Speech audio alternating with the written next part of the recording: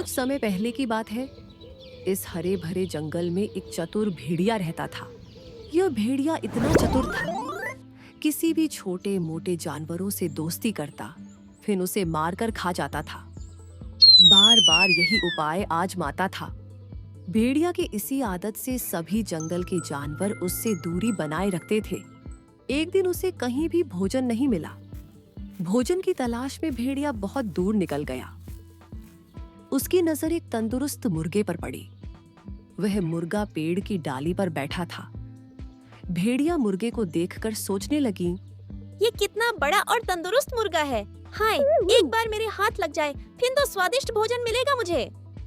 भेड़िया का लालच बढ़ गया और उस तंदुरुस्त मुर्गी के लिए रोज आने लगा। भेड़िया मौके की तलाश में रोज इसी रास्ते से आता जाता, लेकिन मुर्गा भी कहाँ कम था। वह पेड़ से नीचे ही नहीं उतरता, एनी टाइम पेड़ पर ही बैठा रहता था। लेकिन भेड़िया भी हार मानने वालों में से नहीं था। वह मुर्गे के लिए रोज आता, लेकिन मुर्गा पेड़ पर से उतरने का नाम ही नहीं ले रहा था। फिर भेड़िया सोचने लगा, यह मुर्गा हाथ आने वालों में से नहीं है। कुछ उपाय लगाना ही पड़ेगा जिससे कि मुर्गा मेरे हाथ लगे। भेड़िया छल और चालाकी करने की सोचा। भेड़िया मुर्गी के पास जाने लगता है और जाकर बोलता है, मुर्गा भाई, तुमने एक खबर सुनी? तभी मुर्गा बोल पड़ता है, कैसा खबर? मैंने तो कोई खबर नहीं सुना। आकाशवाणी हुई है। खुद भगवान जी ने कहा है कि आज के बाद इस जंगल में सब एक दूसरे के साथ मिलकर रहेंगे और कोई भी जानवर किसी भी जानवर को नुकसान नहीं पहुंचाएंगे, एक दूसरे को मदद और सहायता करेंगे। मुर्गा तो ठहरा समझदार भेड़िया के बात सुनकर झट से बोलता है, ठीक है, मैं क्या करूँ फिर? मुर्गे के ऐसी ठंडी प्रक्रिया देखकर भेड़िया बोल पड़ती है, ये बहुत खुशी का बात है। पैर से उतरो भाई, गले वले मिलते हैं। इसके बाद जश्न मनाए, क्योंकि अब तो कोई किसी को नहीं खा सकता है, न तो नुकसान पहुंचा सकते हैं। मुर्गा भेड़िया की चालाकी तुरंत समझ जाता है और बोलता है, बहन, हम तो रोज मिल सकते हैं।